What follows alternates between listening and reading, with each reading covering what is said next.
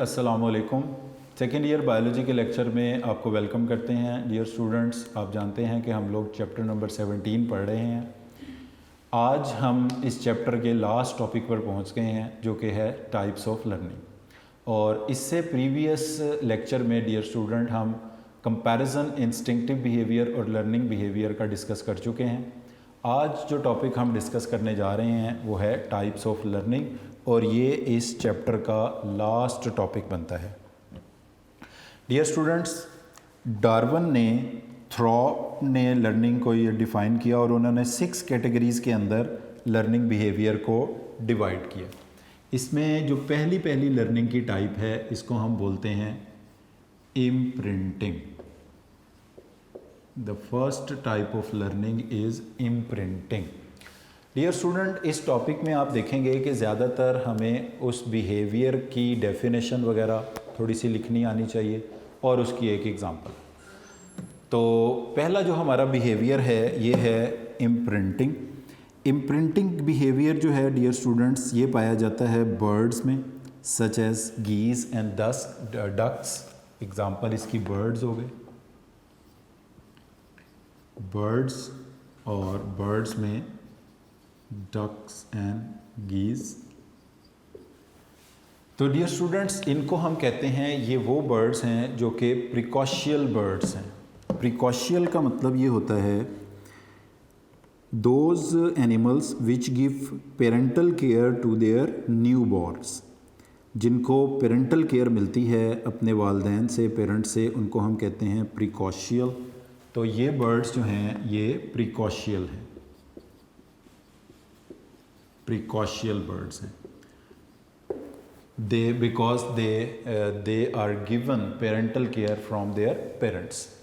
Dear students, हमने देखा है कि जब भी कोई डक जो है उसके एग से न्यू डकलिंग्स हैच होती हैं तो वो अपनी मदर को फॉलो कर रही होती हैं। मुर्गियाँ, चिक भी हमने देखा कि वो अपनी मदर को फॉलो कर रहे होते हैं। उसमें ये होता है कि जब भी कोई डकलिंग एग से हैच्ड होती है तो for a brief period of time, for a brief period of time they are sensitive। मुख्तसर से वक्त के लिए जैसे ही यंग वंस हैच्ड होते हैं from the egg, they are sensitive for a brief period of time. एक मुख्तसर से वक्त के लिए वो सेंसिटिव होते हैं, और जिस मूविंग ऑब्जेक्ट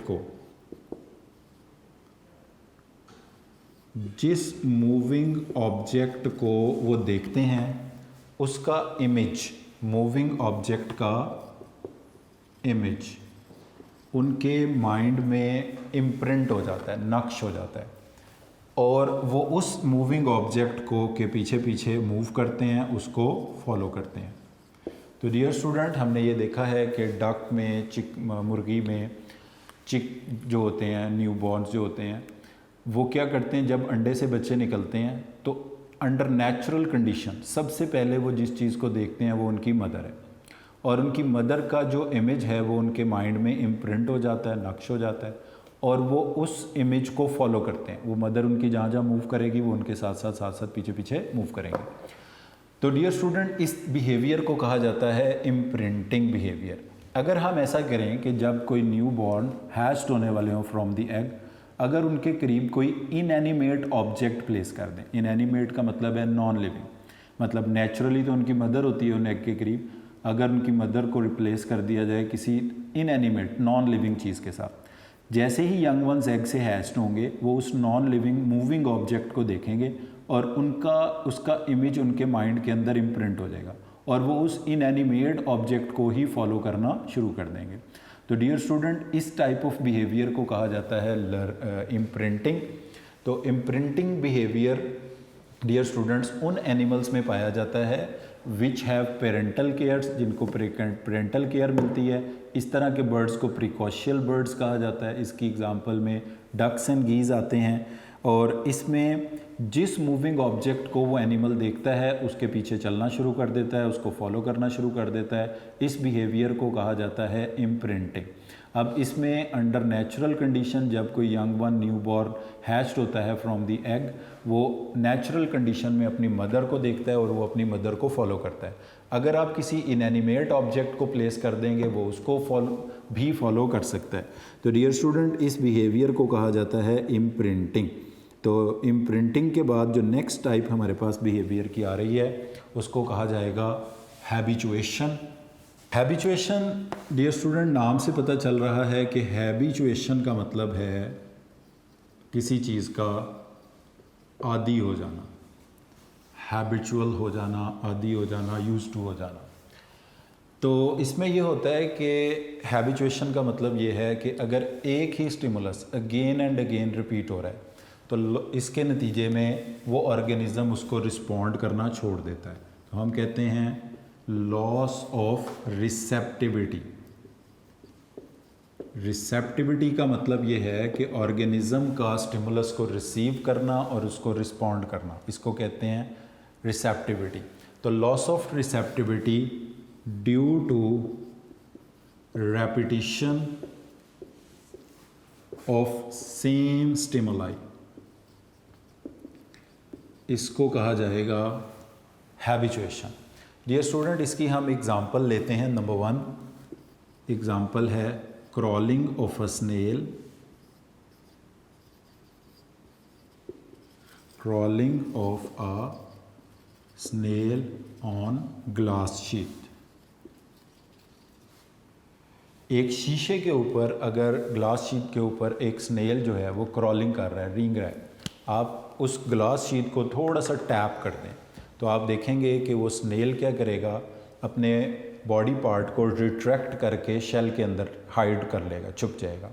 कुछ वक्फे के बाद, कुछ पॉज के बाद वो फिर अपनी बॉडी पार्ट को शेल से निकालेगा, फिर क्रॉलिंग स्टार्ट कर देगा कि वो समझेगा कि आप कोई डेंजर नहीं है।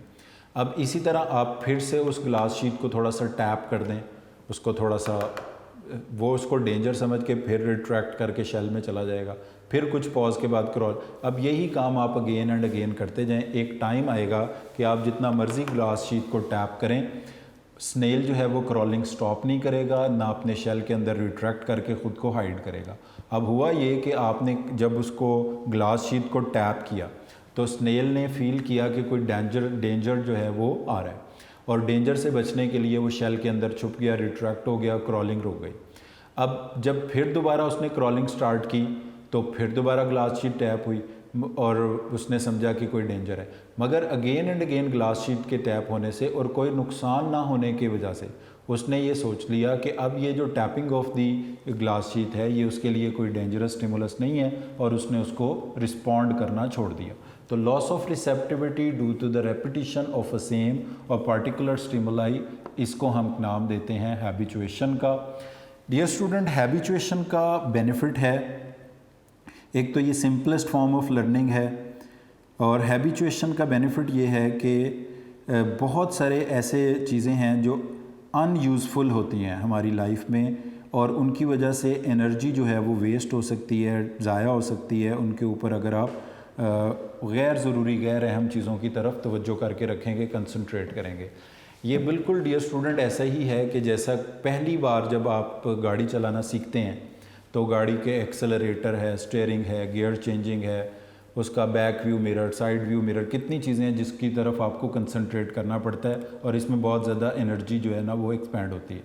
जब आप यूज़ टू हो जाते हैं अगेन एंड अगेन गाड़ी ड्राइव करने के, तो अब आपकी उतने ज़्यादा आपको कंसंट्रेट नहीं करना पड़ता मिरर्स के ऊपर, एक्सेलरेटर, ब्रेक और इन सिस्टम के ऊपर, गियर चेंजिंग के ऊपर। तो आप क्या होता है, आप गाड़ी ड्राइव कर करके उसके हैबिचुअल हो जाते हैं। तो इसी तरह ज़िंदगी के अंदर जो भी काम आप शुरू करते हैं नया, आपको शुरू में उसके ऊपर मुश्किल नज़र आती है, बट बाय द टाइम वो आपके लिए ईजी हो जाता है। तो ये जो ईजी हो जाना चीज़ों का, ये हैबिचुएशन है। ईजी होने का मतलब ये है कि हमें उसकी तरफ कम तवज्जो करनी पड़ती है, हमारी कम एनर्जी ड्रेन होती है उसमें, गैर ज़रूरी गैर अहम चीज़ों में कम एनर्जी वेस्ट होती है। इसी तरह डियर स्टूडेंट, इसकी एक और एग्जांपल दी हुई है रोडेंट्स की। जो रोडेंट्स होते हैं ये ऐसे एनिमल्स होते हैं जो हमेशा ग्रुप्स की फॉर्म में, हर्ड्स की फॉर्म में रहते हैं। तो इन रोडेंट्स में से अगर कोई एनिमल देखता है कि कोई डेंजर है, कोई ख़तरा है, तो वो एक अलार्म कॉल देता है। अब उस अलार्म कॉल को सुन के उसके बाकी तमाम साथी जो हैं वो ख़ुद को बचा लेते हैं या सेफ़ प्लेस तक मूव कर जाते हैं। अब अगर ऐसा होता है कि हर्ड ऑफ दी जो रॉडेंट्स है उसमें कोई अलार्म कॉल आती है और उसके नतीजे में कोई ख़तरा नहीं आता, जैसे वो एक स्टोरी मशहूर है कि वो एक बच्चा आवाज़ें लगाता था कि शेर आ गया, शेर आ गया, फिर लोग उसे बचाने आते थे, वो उनका मजाक बनाता था। तो ऐसे वो बार बार करते करते एक दफ़ा असल में शेर आ जाता है। तो बेसिकली ये है कि जब वो अलार्म कॉल देता है तो लोग उसको रिस्पॉन्ड करते हैं मगर कोई डेंजर नहीं आता। फिर अलार्म कॉल देता है, फिर जब वो बार बार यही अमल रिपीट होता जाता है तो असल में भी अगर अलार्म कॉल दी जाए और कोई ख़तरे के लिए अपनी मदद के लिए बुलाया जाएगा तो लोग समझते हैं कि ये उसको रिसीव करना, उसको रिस्पॉन्ड करना, उस स्टिमुलाई को लोग छोड़ देते हैं। तो ये लॉस ऑफ रिसेप्टिविटी में आएगा, जो कि किसकी कौन सी लर्निंग की टाइप है, हैबिचुएशन। तो डियर स्टूडेंट, सबसे पहले आप इसको डिफ़ाइन करेंगे कि हैबिचुएशन जो है वो एक सिंपलेस्ट फॉर्म ऑफ लर्निंग है और इसमें modification of behaviour through a diminishing of response, यानी आहिस्ता आहिस्ता वो जो रिपीटेड स्टिमुलाई है उसको वो रिस्पॉन्ड कम कम कम कम होते होते बिल्कुल ख़त्म हो जाएगा, इसको कहते हैं डिमिनिशन। और loss of receptivity due to repetition of the same a particular stimuli, इस पर ड्रेनेज ऑफ एनर्जी यानी एनर्जी ज़ाया होने से बच जाते हैं गैर अहम कामों के लिए। और इसमें ये क्रॉलिंग ऑफ स्नेल और अलार्म कॉल फ्रॉम द रॉडेंट्स, ये दो एग्जांपल्स आप इसके अंदर लिख सकते हैं। इसके बाद डियर स्टूडेंट हम लोग लर्निंग की टाइप्स की तीसरी टाइप की तरफ आते हैं और जो लर्निंग की तीसरी टाइप है इसको कहा जाता है कंडीशनिंग।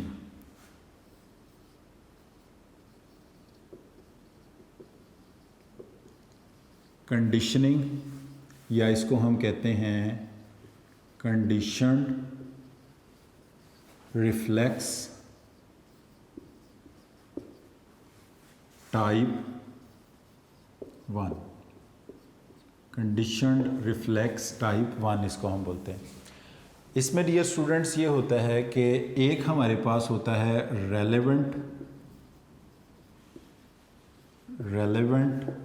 प्राइमरी और नेचुरल स्टिमुलस।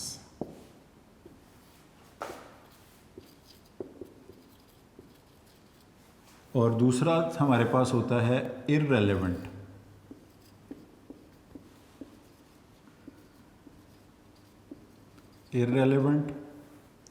सेकेंडरी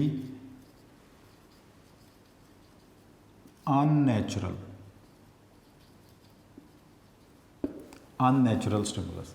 एक हमारे पास रेलेवेंट स्टिमुलस है, प्राइमरी स्टिमुलस है, नेचुरल स्टिमुलस है। जब हम इन दोनों स्टिमुलस को आपस में पेयर्ड कर देते हैं, इकट्ठा कर देते हैं, तो वो रिस्पॉन्स जो ऑर्गेनिज्म किसी नेचुरल रेलेवेंट प्राइमरी स्टिमुलस को शो करता है वही रिस्पॉन्स ऑर्गेनिज्म इररेलेवेंट सेकेंडरी और अननेचुरल स्टिमुलस को करना शुरू कर देता है। इस कंडीशन को हम नाम देते हैं कंडीशनिंग और कंडीशन रिफ्लेक्स टाइप 1।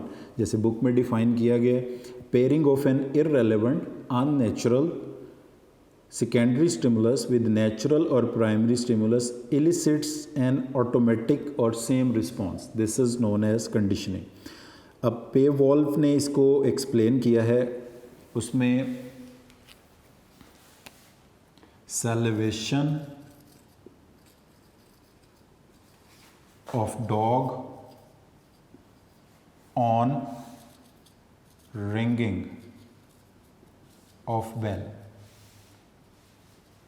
एक डॉग का सलाइवा सिक्रीट करना on the ringing of bell, ये इसकी एग्जांपल है। डियर स्टूडेंट, अब हम ये देखते हैं कि जब किसी डॉग को फूड प्रोवाइड की जाएगी, वो फूड को देखेगा, स्मेल करेगा, टेस्ट करेगा, तो सलाइवा सिक्रीट होगा उसकी ओरल कैविटी में। अब जो साइट ऑफ द फूड है, स्मेल ऑफ द फूड है, टेस्ट ऑफ द फूड है, ये सारे हैं रेलेवेंट स्टिमुलस। फूड से रिलेटेड कुछ भी, साइट, फूड को देखना, स्मेल करना, टेस्ट करना, ये सारे रेलेवेंट स्टिमुलस हैं। तो जब कोई डॉग फूड को देखता है स्मेल करता है, टेस्ट करता है, relevant stimulus, primary stimulus, natural stimulus receive होता है and the dog start secreting saliva. अब अगर आप ऐसा कर दें कि ringing of bell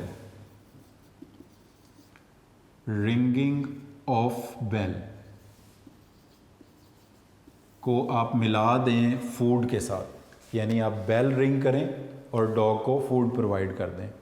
ringing of bell एक इररेलेवेंट स्टिमुलस है, सेकेंडरी स्टिमुलस है, अननेचुरल स्टिमुलस है। जब आप बार बार यही काम करेंगे तो एक वक्त आएगा कि जस्ट अभी बेल रिंग होगी and the dog start secreting saliva, यानी रिंगिंग ऑफ बेल के ऊपर अगर डॉग सलाइवा सिक्रीट करना शुरू कर देता है तो इसका मतलब है कि उसने एक इररेलेवेंट स्टिमुलस को, अननेचुरल स्टिमुलस को, सेकेंडरी स्टिमुलस को वही रिस्पॉन्स शो किया है जो वो प्राइमरी और रेलेवेंट स्टिमुलस को करता था। तो आपने डॉग को कंडीशनड कर दिया है विद एन इररेलेवेंट स्टिमुलस। तो जितने ये आप इस तरह के एनिमल्स देखते हैं जो सर्कस में ट्रेंड एनिमल्स होते हैं, जिसमें मंकीज़, डॉग या और एनिमल कोई हैं, तो इन सब को क्या किया जाता है, कंडीशनड किया जाता है। इनको इररेलेवेंट अननेचुरल स्टिमुलस जो है वो again and again relevant stimulus के साथ पेयर्ड करके ये सिखाया जाता है कि इन्होंने वही रिस्पॉन्स इररेलेवेंट स्टिमुलस के ऊपर शो करना है जो ये रेलेवेंट स्टिमुलस के ऊपर करते हैं। जैसे कि इस एग्जांपल में sight of the food, smell of the food, taste of the food for secretion of saliva, तो नेचुरल प्राइमरी रेलेवेंट स्टिमुलस है। मगर अगर आप इस नेचुरल प्राइमरी स्टिमुलस के साथ रिंगिंग ऑफ बेल को जोड़ देंगे, फिर एक वक्त आएगा कि वो डॉग रिंगिंग ऑफ बेल पर ही सलाइवा सिक्रीट करना शुरू कर देगा। ये एक अननेचुरल सेकेंडरी और इररेलेवेंट स्टिमुलस है जिस पे डॉग सलाइवा सिक्रीट करना शुरू कर देगा, तो वो डॉग कंडीशनड हो जाएगा और इसको कंडीशनिंग या कंडीशन रिफ्लेक्स टाइप 1 का नाम दिया जाएगा। तो डियर स्टूडेंट, ये तीसरी टाइप थी लर्निंग की जो हमने डिस्कस की, कंडीशनड रिफ्लेक्स टाइप 1 या कंडीशनिंग।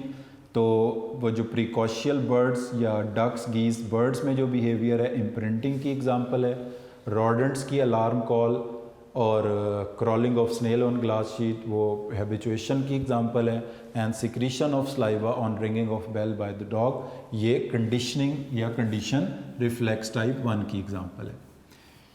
इसके बाद डियर स्टूडेंट नेक्स्ट हम मूव करेंगे लर्निंग बिहेवियर की टाइप नंबर 4 पर। टाइप नंबर 4 और 5 जो हैं इनको डियर स्टूडेंट्स हम कंपेयर करके पढ़ेंगे तो आप इसको ज़्यादा बेटर समझ पाएंगे। फोर्थ टाइप का नाम है ऑपरेंट कंडीशनिंग या जिसको हम कहते हैं conditioned reflex type 2। Fourth type है operand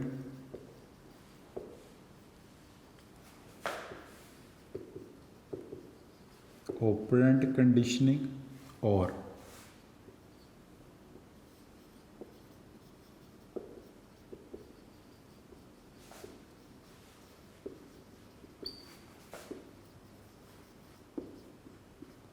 condition reflex type 1।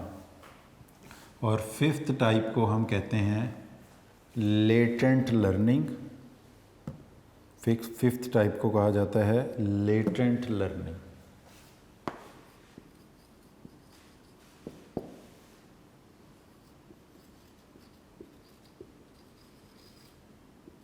Latent learning dear student one by one discuss करते हैं इनको। सबसे पहले नंबर पर आता है operant conditioning.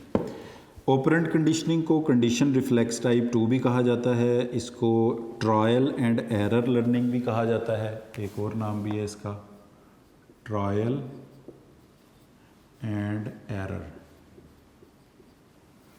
Learning. Trial and error learning भी इसको कहा जाता है। तो डियर स्टूडेंट अब हम इसकी एग्जांपल के साथ इसको देखते हैं कि this type of learning behaviour इसको डिमॉन्स्ट्रेट किया है थॉर्नडिक और B.F. स्किनर ने, जो कि हार्वर्ड साइकोलॉजिस्ट हैं। अंडर नेचुरल कंडीशन ये कहते हैं कि achievement of a particular goal, किसी ख़ास चीज़ को हासिल करना जो है, is the reward that directs random activities into a behavioural pattern. यानी कोई मतलब रैंडम एक्टिविटीज़ आप परफॉर्म कर रहे हैं और उन रैंडम एक्टिविटीज़ के नतीजे में आप कोई पर्टिकुलर अचीवमेंट कर लेते हैं, तो तो वो जो रैंडम एक्टिविटीज़ हैं वो ट्रांसफॉर्म हो जाएंगी into a specific behavioural pattern. अब इसकी हम एक एग्ज़ाम्पल लेते हैं कि ये हमारे पास एक मेज़ है। मेज़ डियर स्टूडेंट बोलते हैं हम MEZE मेज़, भूल भुलैया जिसे हम बोलते हैं, कि इसके अंदर मुख्तलिफ़ रास्ते हैं जो सारे के सारे एक दूसरे के साथ इंटरकनेक्टेड हैं। तो इसमें अगर आप एक रास्ते से निकलते हैं दूसरे रास्ते में फंस जाते हैं, इस तरह से all these pathways are interconnected. ये सारे के सारे रास्ते जो हैं वो इंटरलिंक्ड हैं, इंटरकनेक्टेड हैं, और इनमें कोई एक पाथवे है जो एस्केप करने के लिए मौजूद है। तो इसके अंदर अगर आप किसी एनिमल को रन करवाते हैं तो एनिमल अब इसके अंदर रैंडमली मूव कर रहा है। एक केज है, ऐसा एक बना लें जिसको केज यानी मेज़ की शक्ल के अंदर है, उसके अंदर किसी रैट, कैट या किसी एनिमल को आप छोड़ देते हैं। अब वो एनिमल उसके अंदर भाग रहा है दाएं बाएं, वो एक रास्ते से निकलता है फिर इधर आ जाता है। जैसे ये एनिमल यहाँ से मूव किया, इधर आ गया, फिर इधर आ गया, फिर इधर आ गया, फिर इधर चला गया, फिर इधर। अब ये उसकी रैंडम एक्टिविटीज़ थी। अब हो सकता है वो इधर ही कितने चक्कर लगाता रहे, मगर इन रैंडम एक्टिविटीज़ के दौरान अगर वो किसी वक्त इस पाथवे में पहुंच जाता है और वो यहाँ पर आ जाता है, अब यहाँ पर आकर उसको मिला है रिवॉर्ड, उसको कोई इंसेंटिव मिला है, कोई प्रॉफिट हुआ है, यानी कोई अचीवमेंट हुई है। अब ये रिवॉर्ड फ्रीडम की शक्ल में हो सकता है कि वो केज से बाहर आ गया, या कोई उसका चॉइस पीस ऑफ फूड यहाँ पर पड़ा हो सकता है, कोई उसकी पसंद की खुराक यहाँ पर पड़ी हो सकती है जो उसको मिल गई। तो when you put a rat और माउस इन द मेज़, तो उसकी वो जो रैंडम वैंडरिंग है, कोई नॉन डायरेक्शनल एक्टिविटीज़ हैं, रैंडम एक्टिविटीज़ हैं, तो उस रनिंग के दौरान अगर उसको फ्रीडम मिल जाता है, एस्केप मिल जाता है, या चॉइस पीस ऑफ फूड मिल जाता है, ये उसके लिए कहलाएगा रिवॉर्ड। अब नेक्स्ट टाइम आप फिर उस रैट को, एनिमल को इसी मेज़ के अंदर रन करें तो आप देखेंगे कि वो पहले से जल्दी उस फूड या एस्केपिंग गेट तक पहुंच जाएगा। फिर तीसरी बार, फिर चौथी बार, इस तरह आप उसको प्लेस करते हैं। There will be a time जब आप अगेन एंड अगेन उसको प्लेस करते रहेंगे तो सबसे शॉर्टेस्ट रूट यूज़ करके वो एनिमल जो होगा डायरेक्टली इस डोर तक या इस चॉइस पीस ऑफ फूड तक पहुंच जाएगा। यानी अब हुआ क्या कि जो नॉन रैंडम मतलब जो रैंडम एक्टिविटीज़ थी, नॉन डायरेक्शनल एक्टिविटीज़ थी, यानी पहली बार जब वो रन कर रहा था इसके अंदर तो उसको ये नहीं पता था कि उसको इसके नतीजे में, इन मूवमेंट्स के नतीजे में फूड मिलेगी या उसको कोई एस्केप मिलेगा, रिवॉर्ड मिलेगा। मगर जब उसको रैंडम एक्टिविटीज़ के नतीजे में कोई रिवॉर्ड मिला, कोई उसको इंसेंटिव मिला, तो वो उसकी रैंडम एक्टिविटीज़ एक बिहेवियर में चेंज हो गई। अब उसके बाद वो दूसरी बार पहले से जल्दी, तीसरी बार और जल्दी, जो एक वक्त आया कि आपने उसको मेज़ में रखेंगे, वो डायरेक्ट फूड तक ही पहुंचेगा, डायरेक्ट इंसेंटिव रिवॉर्ड तक ही पहुंचेगा। तो इस तरह की जो बिहेवियर्स होते हैं, जो होते किस काम के लिए, to achieve the particular reward, particular goal, particular incentive, जो आपकी रैंडम एक्टिविटीज़ हैं वो किसी बिहेवियरल पैटर्न में चेंज हो जाएं, तो इसको नाम दिया जाता है ऑपरेंट कंडीशनिंग का, या कंडीशन रिफ्लेक्स टाइप 1 इसको कहते हैं। तो इसको ट्रायल एंड एरर लर्निंग भी कहा जाता है। उसके बाद दूसरी टाइप पर आते हैं डियर स्टूडेंट, लेटेंट लर्निंग। अब लेटेंट लर्निंग को हम इसी के साथ एसोसिएट करके पढ़ेंगे, as the association of indifferent situation और सिचुएशन विदाउट पेटेंट रिवॉर्ड। यानी एक तो है ना कि to get some reward, to get some achievement, किसी चीज़ को हासिल करने के लिए जो है रैंडम एक्टिविटीज़ का बिहेवियरल पैटर्न में चेंज होना, ये तो कहलाता है ऑपरेंट कंडीशनिंग। अब जो लेटेंट लर्निंग है ये है विदाउट एनी पेटेंट रिवॉर्ड, इसमें कोई पेटेंट रिवॉर्ड शामिल नहीं है। विदाउट एनी इंसेंटिव और रिवॉर्ड, वो लर्निंग जो बगैर किसी रिवॉर्ड के है, बगैर किसी इंसेंटिव के है, इसको कहा जाता है लेटेंट लर्निंग का नाम दिया जाता है। यानी इसी एग्जांपल को, अगर जो रैट को आपने मेज़ में पुट किया है, इसको अगर आप देखें, जो उसकी फर्स्ट टाइम के बाद जितनी भी अचीवमेंट है, सेकंड, थर्ड, फोर्थ ऑनवर्ड, जिसका टाइम कम होता जा रहा है, वो इंसेंटिव के लिए हैं, वो रिवॉर्ड के लिए हैं। जब पहली बार वो रैट इस मेज़ के अंदर रन कर रहा था, अभी तो उसको इंसेंटिव नहीं मिला, अभी तो उसको कोई अचीवमेंट नहीं हुई किसी पर्टिकुलर गोल की। डेफिनेटली उसने फर्स्ट टाइम जो रैंडम एक्टिविटीज़ के दौरान मूव कर रहा था उस दौरान भी कुछ सीखा है। जो उसने उस दौरान सीखा है वो कहलाएगा उसका लेटेंट लर्निंग। इस लेटेंट लर्निंग को यूज़ करते हुए वो सेकंड टाइम जल्दी पहुंच गया, थर्ड टाइम और जल्दी पहुंच गया। फिर उसने लेटेंट लर्निंग को यूज़ करके कौन सी लर्निंग डेवलप की है? ऑपरेंट लर्निंग या ऑपरेंट कंडीशनिंग डेवलप की है। तो डियर स्टूडेंट, यहाँ पर हमारी 5 टाइप्स जो हैं वो लर्निंग की कंप्लीट हो गई। एक टाइप हमारी लर्निंग की रह गई और उसको वो लास्ट टाइप है, उसको कहा जाता है insight learning.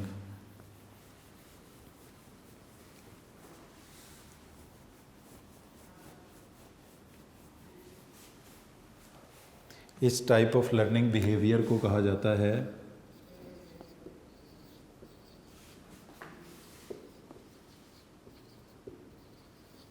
Insight learning. Insight learning dear student depend करती है लॉजिक पे, रीजनिंग पे। अब इसकी एग्जांपल में हम लेंगे कि ये जो हायर एनिमल्स होते हैं, प्राइमेट्स ऑर्डर का नाम है, ये उनमें पाई जाती है, जिसमें ह्यूमन बीइंग भी आते हैं, चिंपैंजी, मंकी, ये इसमें शामिल होते हैं।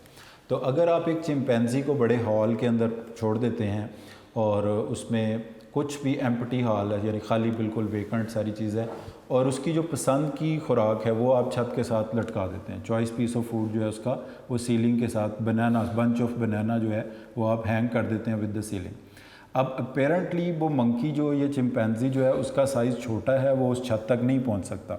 डियर स्टूडेंट, इनसाइट लर्निंग जो है हमने देखा कि ये डिपेंड करती है लॉजिक पे, रीजनिंग पे, आपकी थिंकिंग के ऊपर, इमेजिनेशन के ऊपर।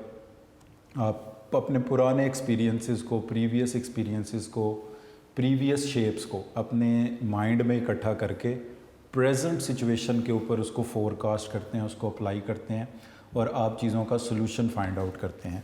जैसे हमने कहा कि इनसाइट लर्निंग जो है, इनसाइट लर्निंग ये लर्निंग की हाईएस्ट फॉर्म है और ये डिपेंड करती है लॉजिक पे, रीजनिंग पे, लॉजिक, रीजनिंग पे। तो इनसाइट लर्निंग हाईएस्ट एनिमल्स के ग्रुप्स में डेवलप होती है, बड़े इंटेलिजेंट मैमल्स में, जिसको हम बोलते हैं प्राइमेट्स। ये इनका ऑर्डर है जिसमें ह्यूमन बीइंग भी शामिल हैं, चिंपैंजी, मंकी, इस तरह के एनिमल्स जो हैं वो इसमें शामिल हैं। अब इसमें अगर हम एक एग्ज़ाम्पल लें जो हमारी बुक में डिस्कस की हुई है कि एक बड़े हॉल के अंदर, बड़े रूम के अंदर अगर एक चिंपैंजी को छोड़ दिया जाए और बहुत ज़्यादा हाइट के ऊपर उसका चॉइस पीस ऑफ फूड जो है, जैसे बंच ऑफ बनाना, उसको सीलिंग के साथ हैंग कर दिया जाए और अपेरेंटली जो चिंपैंजी है वो सीलिंग तक नहीं पहुंच सकता, बंच ऑफ बनाना तक नहीं पहुंच सकता, और छोटे बड़े साइज़ के, मुख्तलिफ़ साइज़ के जो बॉक्सेस हैं वो वहाँ पर प्लेस कर दिए गए। तो आप देखेंगे कि कुछ वक्त में चिंपैंजी क्या करेगा, उस प्रेजेंट सिचुएशन को अपने जहन के अंदर मैनिपुलेट करेगा, फोरकास्ट करेगा। पहले बड़ा बॉक्स प्लेस करेगा, फिर उससे छोटा, फिर उससे छोटा, इस तरह बॉक्सेस को पाइल अप करके वो हाइट तक पहुंच जाएगा और चॉइस पीस ऑफ फूड को हासिल कर लेगा। तो ये जो उसने अपने पुराने एक्सपीरियंसेस को, प्रीवियस शेप्स जो उसके जहन के अंदर, उसकी मेमोरी के अंदर स्टोर थी, उनको उसने इकट्ठा करके प्रेजेंट सिचुएशन पर अप्लाई किया और इस लॉजिक की बुनियाद के ऊपर, रीजनिंग की बुनियाद के ऊपर उसने उस प्रेजेंट सिचुएशन का जो सॉल्यूशन है वो फाइंड आउट कर लिया। इस तरह की लर्निंग को कहा जाता है इनसाइट लर्निंग। तो डियर स्टूडेंट, यहाँ पर हमारी लर्निंग की जो 6 टाइप्स हैं वो कंप्लीट हो गई, जिसमें इम्प्रिंटिंग, डक्स, गीज़ वाली, जिसमें प्रिकॉशियल बर्ड्स की एग्जांपल हमने की, habituation, crawling of snail and alarm call from the rodents in herds, वो एग्जांपल्स हमने की। कंडीशनिंग में हमने रिंगिंग ऑफ बेल के ऊपर सलाइवा सिक्रीट करने के लिए डॉग वाली एग्जांपल हमने स्टडी की। उसके बाद ऑपरेंट कंडीशनिंग, जिसको कंडीशन रिफ्लेक्स टाइप 2 भी कहा जाता है, ट्रायल एंड एरर लर्निंग भी कहा जाती है, जिसमें हमने वो मेज़ के अंदर एक रैट को रन करके उसको किसी अचीवमेंट ऑफ गोल या इंसेंटिव के लिए जो लर्निंग हुई उसके बारे में पढ़ा। और विदाउट एनी रिवॉर्ड जो लर्निंग है उसको लेटेंट लर्निंग बोला जाता है। और जो हाईएस्ट फॉर्म ऑफ लर्निंग है which depends on the logic, reasoning और इंटेलिजेंस, जिसको कहा जाता है इनसाइट लर्निंग। तो डियर स्टूडेंट, यहाँ पर हमारा आज का लेक्चर कंप्लीट होता है टाइप्स ऑफ लर्निंग का। आज के लेक्चर में हमने लर्निंग की 6 टाइप्स और उनकी एग्जांपल्स को डिस्कस किया। यहाँ पर ये हमारा चैप्टर नंबर 17 भी कंप्लीट हो गया और आज का लेक्चर भी कंप्लीट हो गया। नेक्स्ट लेक्चर में हम इस चैप्टर की एक्सरसाइज और उससे रिलेटेड क्वेश्चंस को डिस्कस करेंगे। तो thank you very much for today.